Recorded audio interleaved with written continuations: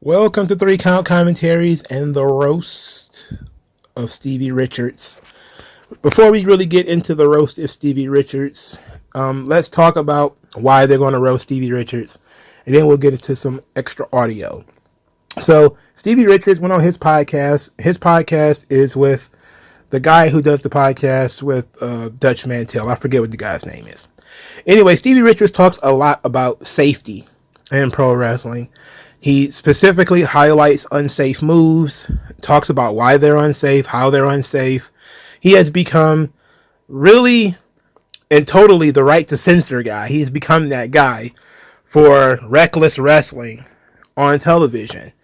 And whenever somebody gets injured or whenever a move looks incredibly ugly, Stevie Richards talks about it almost in detail on his channel.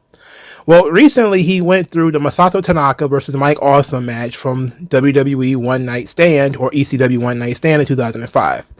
And he talked about the match being incredibly unsafe. He talked about Mike Awesome not knowing anything about ring psychology. And he mentioned that Mike Awesome doesn't create any moments. He just knows how to smash people with chairs, and he's reckless with people's bodies, etc. This is actually not the first time someone has ever said anything about Mike Awesome this way. I've heard it from Conan, heard it from Disco, heard it from Stevie Ray, heard it from Booker T, and you will hear it from those guys too when I play bits of the audio. And then after that, we will go into various wrestling fans, marks of course, who are very upset that Stevie Richards dared to question Mike Awesome's abilities and dared to say that Mike Awesome doesn't create any moments. So first up, we're going to talk about Stevie Richards. There he is right there. Regular power bomb. See, that's what I don't understand. The highlights, they might be out of order, but I don't think they are. He power bombed them from the apron through a table and just folded them in half. Then he does a regular power bomb. This is where, for everything Mike Awesome could do athletically and physically, he had zero psychology. His psychology sucked. This is your, what would you consider this as far? This is not your main course. This is like eating your ice cream first before the main course. It makes no sense. And that's what makes me feel bad, because they made their mark here. But what memorable moments did Mike Awesome and Tanaka ever create? You can say, oh, I remember they hit him with a chair, might have powerbombed through, might have did this, or you remember when I show it, but what moments did they create? Like when I talk about Eddie Guerrero, and I said, remember when he was a heel and the song, you're like, oh, whoa, I remember Lie, Cheat, and Steal with the cell phone and all. Like you remember the car, you remember the lowrider, you remember Dominic, custody of Dominic, as silly as it might be. You remember Latino Heat. You remember him giving the rose to China and all that. Those are moments that have nothing to do with what we're looking at right now. You were going to say something. I was going to say something. When you said, what do you remember from this match? And I remember Total Carnage, blah, blah, blah. And then until I watched it, I actually couldn't pinpoint one single move. Other than that, I know that chairs and tables and power bombs and splashes and everything else were involved. But you can't actually... It's like the entire match is one moment, if you're pinpointing a moment. It's a blur. It's a blur of moves contained within the bell ringing in the beginning and the end. That's it. And what I'm saying is, these guys did a disservice to themselves, because this match and the bumps they took and the chair shots, the concussions, the injuries. Matter of fact, I think when he dove on Tanaka at the end, when he powerbombed him over the top, another powerbomb over the top rope through another table. When he dove, I think he tore his tricep, bicep, or he hurt himself. Doing this dive, it was just like, oh. But did it sell an action figure? Did it sell a T-shirt? Did they get any kind of residuals off of this that made it worth it? No, I don't think so. We watch it now, but it's like you just said, man, it was an awesome match. What do you remember about? Well, I guess he hit him with a chair. He went through a table. Then, he hit him with another chair. I remember C. Smith 11 on Twitter. He said, Booker, what was the most painful finisher to take? Oh, man. That's a good one. No, I talk about that finisher all the time. It was back in WCW. You know, a lot of those ECW guys came over, and Mike Awesome was one of the guys. And I remember watching Mike Awesome on ECW, you know, but he said no. I didn't try to hurt your brother. But if he had said yes, I would have fucked him up.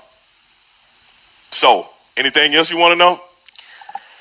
I think that about covers it on Mike Awesome. Fuck Mike Awesome. Okay. I know he's dead and everything. He can't defend himself, but fuck Mike Awesome. I never liked that motherfucker anyway. So, anything else? Whoever asked that question, I hope that answered it. Raven's comedy show. I didn't care that he did the gimmick. They did the gimmick because Mike Awesome didn't really have a gimmick. He was just like some guy, and he was kind of a little reckless out there with some of the talent. Like, yeah, and like he was over with the fans, the marks, because he killed people. But like we didn't like really working with the guy, you know. But I did like he was a super cool guy, and I did super nice guy. But just for work, I did that. Yeah. He was all over the place. Where he clotheslining the nose, and he'd throw you and like wouldn't land. Like just wasn't very polished. He was very reckless. Yeah. So there it is. Stevie Richards went. I mean, he did like almost 20 minutes discussing how bad the Masato Tanaka versus Mike Awesome match was. Look, the match was carnage. I mean, it is what it is. Some people like that kind of stuff. Deathmatch wrestling fans love that sort of stuff.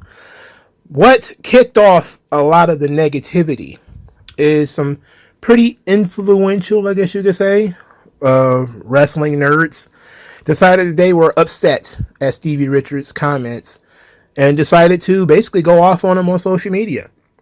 Here is one of the comments. It's probably one of the leading comments. Wrestling is filled with ex-wrestlers who never made a meaningful impact on anybody in their life, criticizing insanely sick wrestlers that people fondly remember. What's worse is that they're just regurgitating something a hack vet nobody cared about told them first. And then it's a quote about Stevie Richards saying that Mike Awesome had no ring psychology. It says, Stevie Richards, by the way, is the person saying what memorable moment did Mike Awesome and Masato Tanaka ever create. Now, if you listen to Stevie Richards' comment, he talked about something bigger than the moment, essentially. Yeah, you saw a bunch of people get smashed with chairs, but anybody could do that. I mean, I've seen 100 garbage matches. Almost none of them are memorable. I've seen people get hit with light tubes. I've seen people fall on Legos. I've seen fire. I've seen glass. I've seen people fall off scaffolds. I've seen all kinds of stuff in wrestling.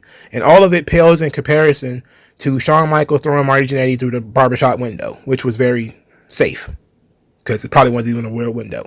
You know, like that's the kind of stuff that Stevie Richards is talking about. He's trying to weigh the difference between, hey, you did all of this incredible, dangerous stuff and got yourself hurt and hurt somebody else, and what did it get you? And these guys just say, it was a sick match, bro. It was great. Okay, I guess so. Let's go into some more comments.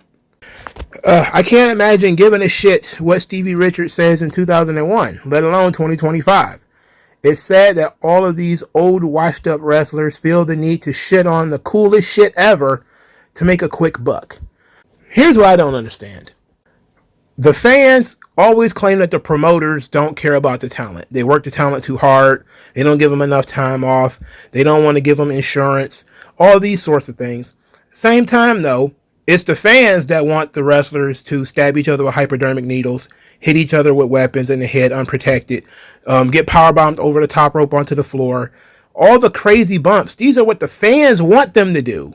But then they want the promoter to be responsible for the wrestler going out there destroying themselves. And then the promoter's supposed to bear all the responsibility. They're supposed to take care of the wrestlers' medical costs, their insurance, give them all sorts of stuff if they go out there and kill themselves. And then the fans say, well, the promoter doesn't care about the talent. What do you mean you don't? They tell them not to do this stuff. That's caring about them. That's like saying, you telling your child, it's okay, I will pay the insurance, go ahead and lick that, electrical socket. Don't worry, we got good insurance. Go ahead and put your hand on that hot stove. We got good insurance. No, that doesn't make sense. The talent is out there. They need to be protected from themselves sometimes. And this is what other people like Stevie Richards is talking about. That sometimes guys need to be settled down and told, you don't need to do all this stuff. It's too dangerous. Somebody's going to get hurt. And besides the fact that there are people who have to perform after you. Dave Meltzer even decided to chime in. He says, I could write a book about that one. All I know is Terry Funk said ring psychology is the ability to get the crowd to react. A guy doing impressive stuff with no crowd reaction for you at least could say that.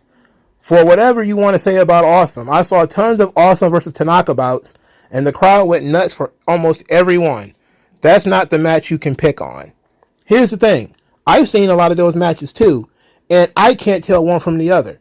If you show me a highlight reel of Masato Tanaka versus Mike Awesome, I wouldn't know which match you were talking about, because they had that same match numerous times, because it's the only kind of match they could have had.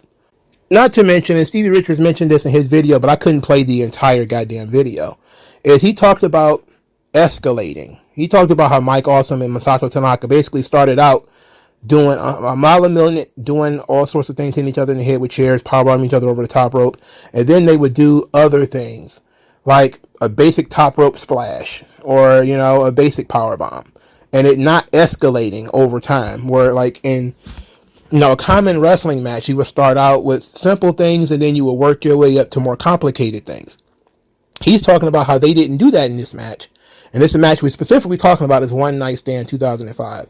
And how it was pretty much all over the place. And he didn't understand the match. It was just a collection of quote unquote cool shit. And that's what they talked about. And I agree with them, to be quite honest. Here's an interesting bit. They had the best match on two of the most rewatched cards in the history of time. Impact isn't the issue. Mike Awesome broke through in the 90s Japanese scene. He was trained to present himself like a shooter. He worked stiff. He got over. It's not his fault that people like Richards got mind viruses into believing this is all soap operas written by 5-year-olds on steroids and not a worked fighting league. But we're here now, so the least we can do is respect the memory of a dude who was turned into the fat chick Thriller and killed himself after being embarrassed and discarded by a evil, vile industry. Attack Inoki, attack Rings, attack FMW, attack WAR. That's not what happened, by the way. He assaulted his wife because she asked for a divorce, and then he killed himself. For the record. Just saying. Not saying he was guilty. Just saying that's the story that came out, is that Mike Awesome was getting a divorce, he assaulted his wife, and then he killed himself. That's the story, which probably had to do with getting hit in the head with chairs every other week. But okay. Somebody says this makes me very mad because Awesome versus Tanaka is the match I would show anyone who didn't like wrestling.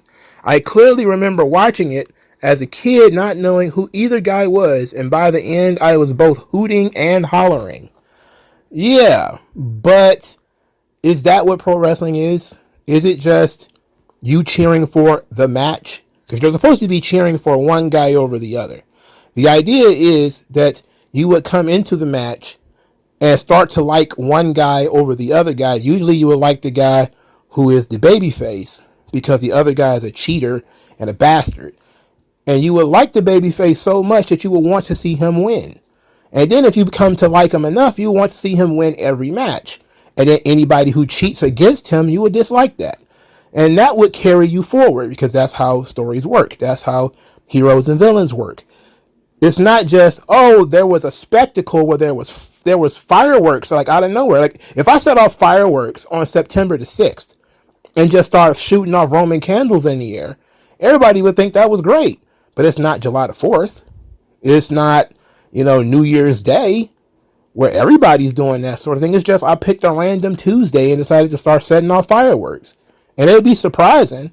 But then if I do enough of that shit, people will get tired of it. They'll be like, what the hell are you setting off fireworks every day? There needs to be a reason why you're setting off fireworks. It's like, no, but fireworks are the coolest shit ever. Don't you understand? People shoot in the air for July the 4th. They shoot in the air for New Year's Day. I'm going to shoot in the air on August the 16th because why not? And people be like, what the fuck? Like, it's like, yeah, that's what we're talking about. You're taking shit out of context. There's a context to everything. If you watch a match not knowing who either guy is and they're just in there murdering each other, then it don't matter. It's like, whoo, I just saw this spectacle, this thing where guys were setting each other on fire and throwing each other off the top rope. It was crazy. Who are they? I don't know. I have no idea who they were, but they were in there killing each other. I was happy, though. Are you going to buy the ticket to the next show? Probably not. They're going to have to do all that stuff all over again in order to get a ticket to the next show, right? So that means they got to go through all the trouble of killing each other once just to get your attention. Then they got to kill each other again to get you to buy a ticket to the next show because they didn't do anything in that match to separate themselves to get you to like them individually so that you can go buy a ticket to the next show. Okay, let's move on. Now, specifically Tanaka and Mike Awesome, the one night stand match was pretty good. You know, as far as they go, it was kind of special because it was the most chaotic match on the show, on that show. But if you take it into the context of how their feuds usually were, it was the same match that they had done a couple of years prior. You know, I think it was maybe been 3 or 4 years prior. I mean, they did, throughout the late 90s, they did that shit a lot. It was repeatedly these guys smashing each other in the head with chairs and powerbombing each other over the top rope. As a matter of fact, I believe Marky D123 did a video on Mike Awesome and ECW, and you could see that it was just a run of these kinds of matches. These guys just smashing each other in the head with chairs, no selling everything, and dives. That was pretty much it. And look, if you're watching that match, it's going to be fine. But if you say, go watch that feud, you're just going to see the same match over and over again. All right, here's another one. I've been to nearly 1,000 shows. I'll never forget Mike Awesome versus Masato Tanaka at the Westchester County Civic Center, let alone one night stand. I don't remember one Stevie Richards match that I saw live. I don't really remember one Stevie Richards match, period. But that's not the point. It's not the point. His point is that outside of giving yourself CTE, what else did they accomplish? Well, they gave themselves CTE and a bunch of really, really, really hardcore fans liked the match. Okay, great. All of these people already have the DVD. They already bootlegged everything from Japan. What did it get a new fan? Because I don't see any new fans. All these people I've seen are graybeards who are fans of this match. They've been around for a really long time. You know? And look, I get it. Deathmatch guys, they are very sensitive about their art form. And they don't like for people to criticize it. But it is what it is. Zero Psychology, like, yeah, fucking right. Mike Awesome versus Spike Dudley is one of the greatest stories ever told. You gotta be kidding me. Well, that match is memorable. Because, well, they had numerous matches too, Spike Dudley and Mike Awesome. It was pretty much for the exact same reason. If I was smart enough to put the Booker T clip in here, then you guys know why I put the Booker T clip in here. Because Mike Awesome is so much bigger than Spike Dudley that all he had to do was throw the guy around. And Spike Dudley was tough enough to take it. So that's a simple story. That's one of the simplest stories in all of wrestling. Big guy dominates little guy, throws him all over the place. Little guy does some hope spots to fire back up. Maybe he wins, maybe he doesn't. But it's the simplest story in all of wrestling. It's not that big of a deal. Here's another one. Al Snow-brained bullshit. Awesome and Tanaka rocked the house every time they were in the ring. And instead of burying them because they took the shine off the main eventers, Heyman went, why don't we make this the main event? That is correct. How did that work for him? What was the outcome of that? What was the outcome of that? What was the outcome of that? ECW went out of business. That was the outcome. That was the outcome. Stevie Richards got that CTE sandwich because Tanaka versus Awesome is legit one of the most memorable ECW feuds. I can think of more memorable moments in Awesome matches than Stevie matches. Yes, I can too. I absolutely can. See, being safe means being boring. That's really what it boils down to. Mike Awesome is reckless. He was going out there tossing guys, Some of the bumps looked okay, some of them didn't, but that reckless nature is what makes his matches somewhat interesting. The fact that he went out there and brutalized Masato Tanaka makes the match interesting. Going out there and working a very safe 1980s style match that nobody's going to remember, that's not going to work. Guys want to see spectacles. They want guys to get hit with chairs and to fall off shit and all that kind of stuff. Because this is what fans today think is good pro wrestling. However, let's move on. Nah, fuck Stevie Richards for thinking he can disrespect dead legends like this with no repercussions. You ain't in that position, little bro. Huh. Amazing. If a mid-carder from the 90s, 2000s has a podcast, they're more likely going to come across bitter and jealous of anyone who made a lasting impact in pro wrestling or is currently having success. Speaking ill of the dead is the lowest form of trash as well. Well, come on. When did Mike Awesome become Hulk Hogan all of a sudden? Again, you can tell these people are the hardest of the hardcores. Mike Awesome is not talked about every day. He's not even talked about regularly. This is just happens to be a situation where Stevie Richards was talking about Mike Awesome, and now people are talking about Mike Awesome. A lot of this stuff is 100% performative, by the way. All these people who are upset, very performative. If you like the match, then you like the match. So what? Nobody can tell you anything else. But Mike Awesome was not great. This is why he flopped in WCW. This is why he didn't really work in WWE. And this is why he didn't even work in TNA. Again, the guy died in 2007. He could have been working in TNA all that time. But he wasn't. Why not? If he was so fucking great, why wasn't he tearing shit up in TNA? I'll leave you to answer that question. Somebody says, yeah, I remember One Night Stand where Stevie saved the show by being ECW guy number 34 in the show closing schmaz where not a living soul paid attention to him after Awesome and Tanaka ruined it by having a match so good, even in character and drunk JBL gave them their due. It's like, yeah, because they were smashing each other in the head with chairs and taking ill bumps. But it didn't help anybody's career. I guess it helped Tanaka. He's still having those matches today, but Mike Awesome was dead 2 years later. So it's unfortunate. Extremely unfortunate. It says literally anyone who watched One Night Stand 2005 remembers their match. That's absolutely true. Because it jumped out as being the most insane match on the show. It was the most insane match on the show. But everybody wasn't trying to do that. Lance Storm versus Chris Jericho was not trying to be anywhere near the same level as Tanaka and Awesome. Here's one that's pretty dark. Pro wrestling was better when ex-wrestlers would die at 35 or would sell cars. That's sick. Gotta say, that's sick. That's pretty bad, bro. Look, Stevie Richards probably, when he was working, likely never saw himself sitting in the situation that he is now. I'm pretty sure a lot of guys wouldn't have thought about it, because when you're young and you feel invincible, it's only when the injuries start to stack up that you start thinking about safety.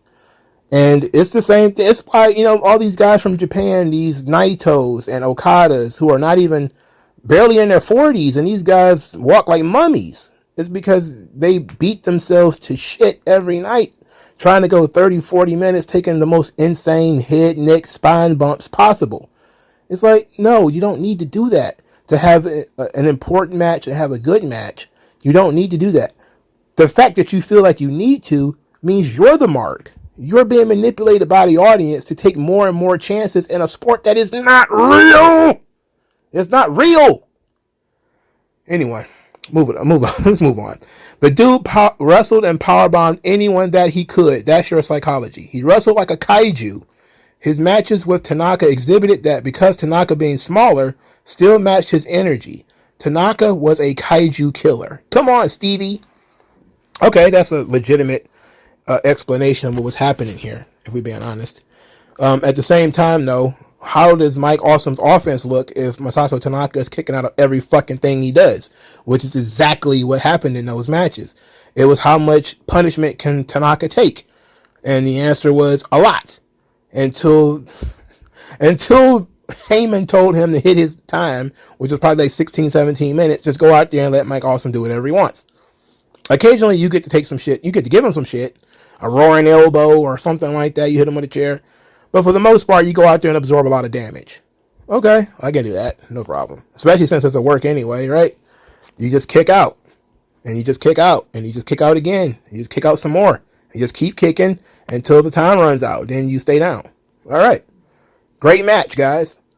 Moving on. Everything Stevie says is dumb as fuck.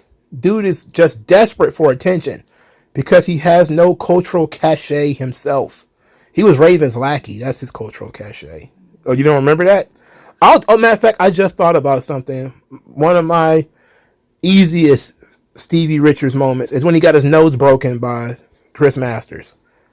That was crazy. It was a Polish hammer, and it happened on Monday Night Raw. I think it was Masters' debut match too. He ended up, if you ever seen the Polish hammer, he put your fingers together and then you smash it like it was one fist. And it was the setup to the Master Lock. And I remember Chris Masters blasting Stevie Richards in the face with that thing. And Stevie's nose was smeared all over the side of his face. It was nasty. That's probably one of the things that I remember most about Stevie Richards.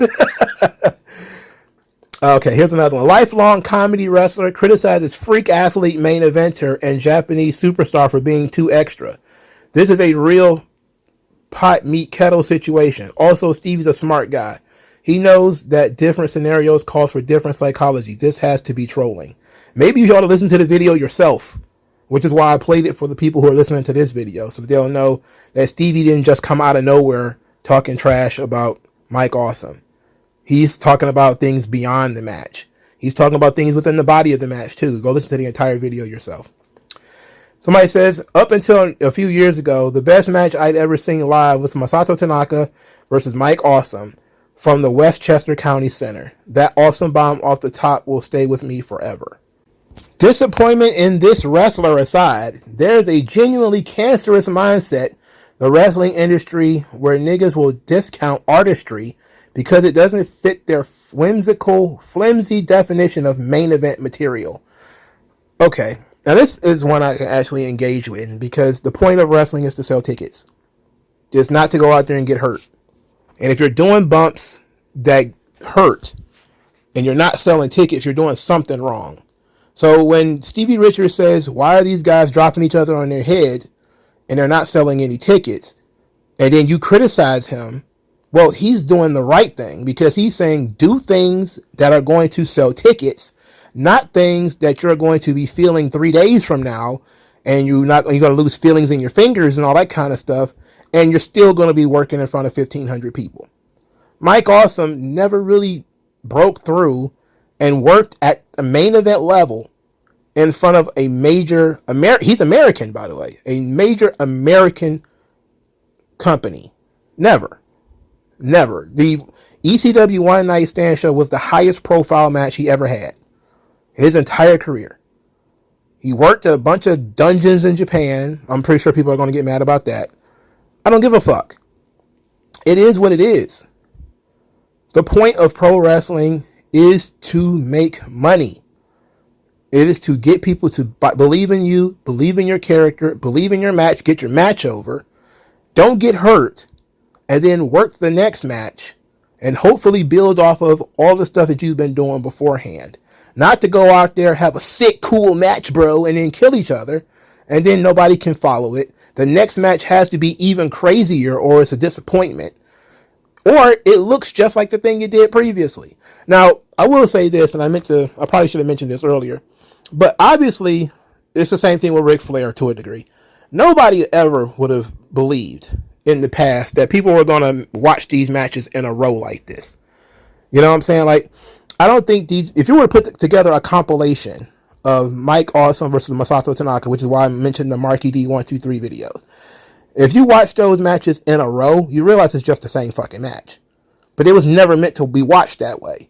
It was meant to be, you were either in the building or you had the tape, and you watched that match, and then maybe you traded the tape away, maybe you got a new tape. It was never meant for you to see that it's the same match, or that it's the same format, or it's structured similarly. It was never meant for you to be able to see through that. Just like Ric Flair pretty much had a template of his matches that people realized when they started compiling them together. Like, hey, Flair has, the same tempo, same kind of plot pretty much in every match. And then people start saying, Ric Flair had the same match all the time. It wasn't meant to be watched the way that we watch it now, right? It was meant for the people in the building to watch it and to enjoy it. For the same reason that, I will use a music analogy, but music is supposed to be the same. But if you put a twist on the song for the people in the building and then somebody compile their concert, it's going to be the same song every time, right? Because you're playing the hits. So your concert is pretty much going to be similar with some minor changes every single time because you're playing the hits. You're playing what people want to see. Wrestling is the exact same way. And Ric Flair used to say that too. He used to say he did the same stuff in every match because it's what the people wanted. People would feel gypped if he didn't go out there and flip over the rope. People would feel gypped if he didn't get tossed off the top rope. People would feel gypped if he didn't beg off. If they didn't get to see the Ric Flair that they saw on television, they would feel ripped off. So he would do it. But then it just leads to him doing the same fucking thing for 20 years. And then you turn around and you're like, wait a minute. Ric Flair just had the same fucking match every time. So the growth of the business should be everybody knows everything is being recorded. You don't need to do everything you know how to do in the same match. That should be, again, got to give Mike Awesome and Masato Tanaka some bill because they were having these matches in 98 and 99 and 2000 and 2005. Not today. Today, it'll probably be more of a criticism. But back then, people were not sitting back thinking about DVD compilations of one feud or, all that kind of stuff. So it wasn't really too much of a concern for the audience of the time. All right, we'll have to wrap this thing up shortly. So it says Stevie Richards has been doing a podcast forever that no one really cared about. Now he knows the formula of throwing out a hot take that's goofy and it gets attention. His viewership will probably grow from it. It's a bummer, but it's the new working the marks. I don't understand how I'm being worked. If I watch Stevie Richards break down a match and he shows me that a guy landed on his head and he says, well, we're not trained to do that. We're not supposed to be doing that. That's unsafe. That's dangerous. It could have long-term effects on your body, and sometimes it does. And we know that there has been guys like Hayabusa and Big E whose careers have pretty much been ended because they got dropped on their heads. How is that working me? That's my thing. If you convince me to not like a dangerous wrestling match, how does that hurt me? It doesn't hurt me at all. Like, it doesn't hurt me at all. If anything, though, if I see legitimately somebody fall on their fucking head and I'm taught that power drivers hurt, then that should be it, right? I can't think of anything worse than being dropped on my head outside of being drowned. Can you? Being paralyzed from the neck down because you got into some kind of concussive injury with your head or neck. I can't think of anything worse. How is it working the marks to tell people, hey, you aren't supposed to fall on your fucking head? That's not smart. It's not smart to drop somebody on their fucking head. Oh, you're just getting worked, bro. Don't you see Stevie's playing a mind game on you? Like, do you think about this dumb shit? Go back and watch these old matches. How many times did you see guys dump each other on their heads? You almost never saw that shit. Even with guys who were rough, like Stan Hansen and Bruiser Brody, they never intentionally went and just dump people on their fucking heads. They didn't have those. They might have been stiff with their hands and feet. But their slams were safe. The power bombs were safe. The lariat, gotta be careful. Hansen is blind. But these guys nowadays just dropping each other on their heads and shit. Hey, come on. You get real.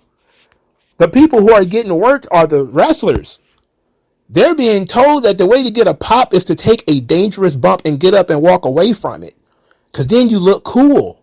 But then when you can't feel your fingers, I'm supposed to feel bad for you. No, No, if you volunteer, it's one thing if it happens completely by accident, like with Big E or with Stone Cold Steve Austin. It happens completely by accident, I get it. But if you plan to throw a guy over the top rope recklessly and he lands on his head or neck and he gets injured from that, like, what the fuck did you think was going to happen? If you grab a toddler and toss them across the room and they land on their head or neck, they're going to get hurt. Yes, that's how the real world works. You can't do that shit and then be like, you're just getting worked. Get the fuck out of here. These people are idiots. So we're going to close with Masato Tanaka having a response to this. He says, I don't care what anyone thinks. The match with Mike was hard, but it was fun. Because of that, I can still step into the USA ring. BWO. I love it. So, typical Japanese guy. He kind of takes the criticism in stride. They don't really get excited for criticism too much. Which is what I do like about Japanese wrestlers. Is, you know, you can criticize them all day. They tend to not get that excitable about it. You know, he's just saying, hey, it was hard, but it was fun. You know, BWO, I love that too. So, whatever. But what did you guys think? Let me know in the comment section below, and I'll talk to you guys later. Peace out.